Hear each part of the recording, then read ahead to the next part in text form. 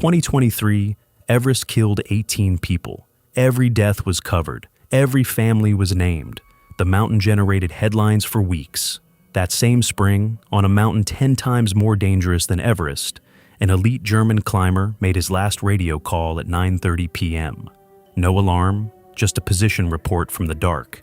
5 days later, a search team found him at 8,400 meters, still in crampons, dead in his sleep. Almost no one covered it. The mountain is Kangchenjunga, third highest on Earth. Fatality rate of 29%, 3 to 10 times deadlier than Everest. And almost no one knows its name. So, why does a mountain this lethal stay this invisible? The answer starts with what the numbers actually say, and why no one is saying them. The numbers on Kangchenjunga don't appear in mainstream coverage. They are buried in expedition databases, academic analyses, and the records of national mountaineering federations. Kangchenjunga sits at 8,586 meters. That puts it 262 meters below Everest and 25 meters below K2. By elevation alone, it belongs in the same conversation as both. By fatality rate, it belongs in a different conversation entirely. The numbers depend on how you count. By summit-to-death ratio, Kangchenjunga sits between 9 and 12%. In specific decades, that figure climbs to 22%. By expedition-based analysis, which measures deaths against the total number of expedition attempts rather than successful summits, the rate reaches 29%. That matches Annapurna, which is universally described as the deadliest 8,000er on Earth. Everest, by comparison, sits at roughly 2.7%. Depending on the methodology, Kangchenjunga is between 3 and 10 times deadlier. Yet when Everest's 2023 season was covered as the deadliest in history, with 18 deaths, almost no reporting noted that Kangchenjunga's per-attempt fatality rate that same season was comparable or worse. And on a mountain with a fraction of Everest's attempt volume, that rate carries more weight, not less. The mountain doesn't generate that coverage. There's no Lukla Airport equivalent on the approach. The Indian side of the mountain has been completely banned from climbing since 2001. There are no commercial operators running fixed-rope highways to the summit, no celebrity expeditions, no live-streamed summit pushes. The mountain sits in the eastern Himalayas and kills people quietly. The structural reasons the fatality rate stays high break down into 4 problems. None of them exist on Everest in the same form. Problem 1, rescue. On Everest in 2023, approximately 200 helicopter flights reached Camp 2 in a single spring season. On Kangchenjunga that same season, helicopters were grounded for 2 straight days after Stitzinger's SOS went out. That's not a delay. That's the absence of a system. Nothing above base camp exists in terms of medical support or extraction capability. Any emergency above the lower camps is managed entirely by whoever happens to be nearby, who are typically just as exhausted and hypoxic as the person in trouble. Problem 2, time. The standard routes require 18 to 24 hours from high camp to summit and back. Climbers who summit late in the afternoon face a descent in complete darkness or an unplanned overnight above 8,000 meters without supplemental oxygen.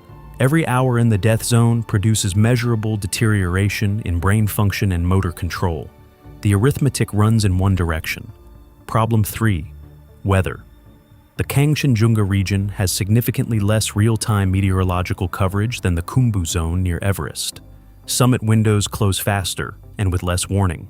The mountain sits on the monsoon belt boundary and generates its own weather systems. Problem 4, distance. The approach from Tapolyung takes 10 days on foot through terrain with minimal infrastructure.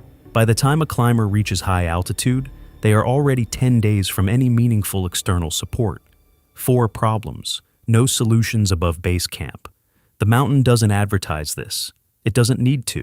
But the physical distance isn't the only thing that keeps Kangchenjunga isolated. To the people who have lived in its shadow for centuries, this mountain isn't just a geographic coordinate. It is a guardian of something ancient.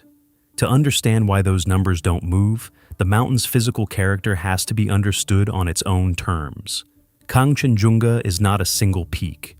It is a massif of 5 summits, 4 of them above 8,000 meters: Main, South, Central, West, and Kangchenjunga.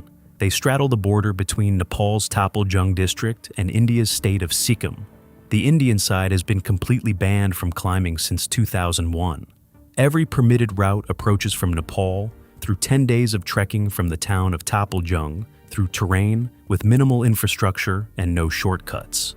But the mountain doesn't just take lives. According to the people who have lived in its shadow for centuries, it is hiding something.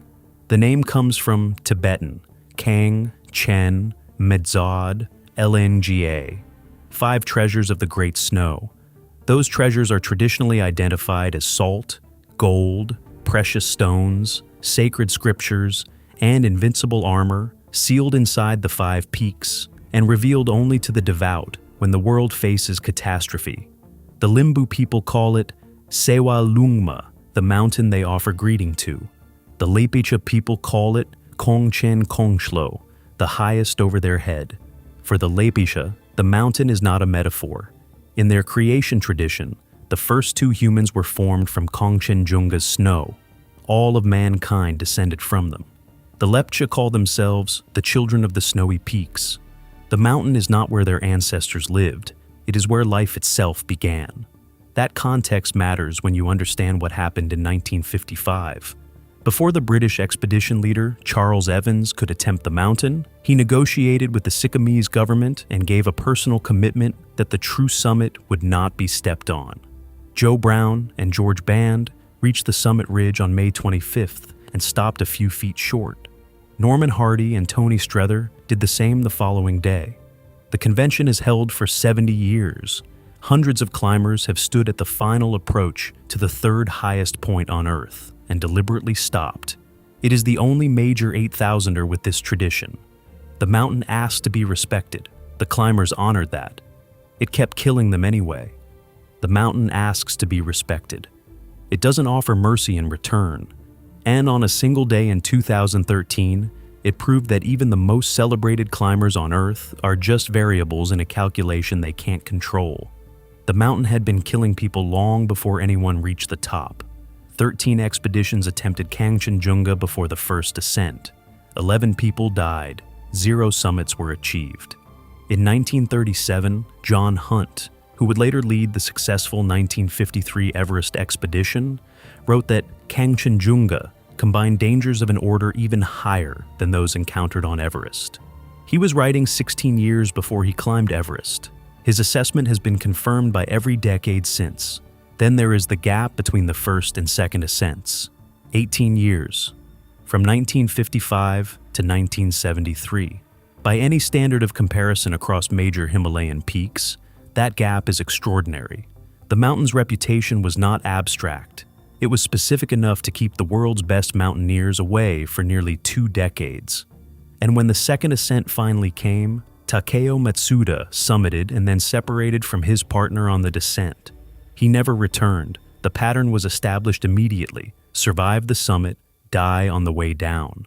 That pattern is not a coincidence. It is the mountain-specific arithmetic at work. On May 20th, 2013, 15 climbers summited Kangchenjunga. 5 of them died on the descent.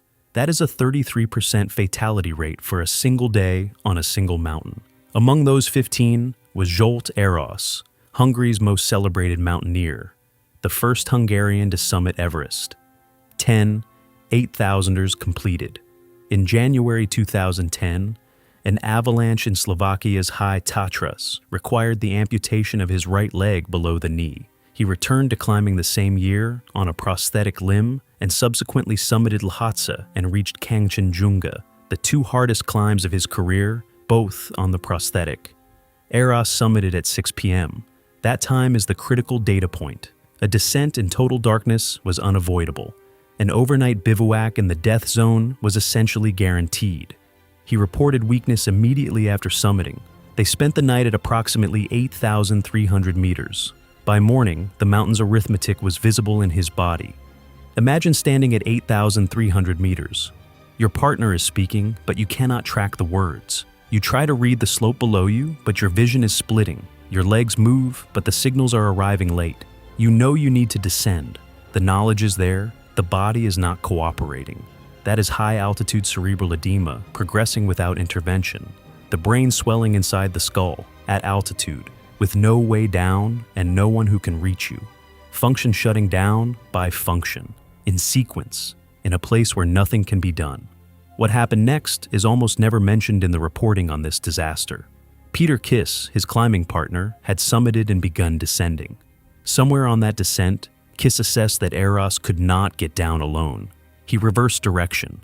He climbed back up into the death zone to reach his partner. Then he fell to his death during the subsequent descent attempt. His body was spotted but never recovered. At approximately 3 p.m. on May 21st, Eros radioed that he felt slightly better and was attempting to reach Camp 4 at 7,600 meters. He vanished. His body was found in 2014 at 8,100 meters, still in the death zone, approximately 500 meters below the summit, still trying to move. The structural cause across both deaths is the same. No rescue above base camp. No helicopter possible. No one nearby with resources to intervene. By the time Eros reported feeling slightly better and started moving, the arithmetic had already closed around him. His body was found more than 500 meters short of the camp he was trying to reach. Kiss's body was never found at all. 2 of the 15 climbers who summited that day were climbing on prosthetic limbs. The mountain made no distinction. It ran the same calculation it always runs. The result was the same. That was 2013. In the decade that followed, weather forecasting improved. Satellite communication became more reliable. Helicopter technology advanced. Gear got lighter and warmer. Every variable that climbers and engineers could control, they worked on. The mountain's arithmetic didn't move a decimal point. A decade passed. Weather forecasting improved. Satellite communication got sharper. Gear got lighter and warmer. But for Luis Stitzinger, one of the most experienced high-altitude mountaineers alive, none of it changed the calculation waiting for him on the same slopes. Luis Stitzinger had 10 8,000er summits, 7 ski descents off the world's highest peaks, including portions of K2 and a complete descent of Gasherbrum 2. In 2008, he completed the first ski descent of Nanga Parbat's central Diamir flank. Colleagues described him as anything but a daredevil or a gambler. His wife and regular climbing partner, Alex von Melle, had herself climbed 7 8,000ers. These were not hobbyists. This was a professional operation. Kangchenjunga was to be his final 8,000er. The plan was a summit without supplemental oxygen, followed by a ski descent from the summit region all the way to base camp. He described it to a friend as his great ski mountaineering dream. He had already made one failed attempt on May 18th, entering a wrong couloir in the upper section. On the way down, he assessed the snow conditions between 8,000 meters and base camp and reported they were good. No problem for a ski descent. He came back up. On May 25th, he summited at approximately 5 p.m., last climber of the day. His skis were cached below the summit. He turned around to retrieve them and begin the descent. At 7 p.m., he was still near the summit. At 9:30 p.m., his last radio contact placed him at 8,200 to 8,300 meters, a couple of hours from camp. No alarm in his voice. Flora Cuenca waited at Camp 4 with a headlamp tied to the outside of the tent so he could see it in the dark. The weather turned foggy and windy. She looked out repeatedly. Eventually, she slept. When she woke and he was not there, she sent the SOS. Helicopters were grounded May 27th and May 28th. 2 full days. No rescue capability at all. A 3-person Sherpa search team reached him on May 30th at 8,400 meters. He was still in his crampons. He had never reached his ski depot. He had died in his sleep, alone, in the dark, 186 meters below the summit. The autopsy confirmed high-altitude cerebral edema and high-altitude pulmonary edema simultaneously, both at once. These are not caused by poor decisions. They are the body's physiological response to the death zone running its own calculation. Independent of credentials, independent of experience, independent of how many times a climber has been at this altitude before. The mountain didn't know his record. It didn't care. In 2023, Everest's 18 deaths generated weeks of global coverage. Families were named. Investigations were launched. The climbing world held a public reckoning. That same spring, Luis Stitzinger, one of the most credentialed high-altitude mountaineers alive, died alone at 8,400 meters on a mountain most people cannot name. His last radio call was a routine position report. His body was found 5 days later, still in crampons, having never reached his ski depot. The coverage lasted a news cycle. That gap is not accidental. It is structural. Everest has the infrastructure, the commercial operators, the live feeds, and the satellite connections that turn deaths into narratives. Kangchenjunga has none of that. It has a 10-day approach through terrain with no shortcuts, no rescue above base camp, and a fatality rate 3 to 10 times higher than the mountain that gets all the attention. The silence around its deaths is not a media oversight. It is what happens when a mountain kills people with no one watching. Stitzinger had 10 8,000er summits, 7 ski descents off the world's highest peaks. Colleagues called him anything but a gambler. None of it changed the arithmetic. Experience is not a variable the mountain accounts for. The physiological clock starts the moment a climber crosses 8,000 meters, and it runs at the same rate for everyone. What determines survival above that line is not skill or credential. It is whether a rescue system exists when the body fails. On Kangchenjunga, it doesn't. Eros found that out in 2013. Matsuda found it out in 1973. The mountain has been running the same calculation since before anyone reached the top. It doesn't need coverage to keep the rate where it is. The silence does the work for it. If you liked this video and the deep dive into the mountain's deadliest secrets, subscribe for more.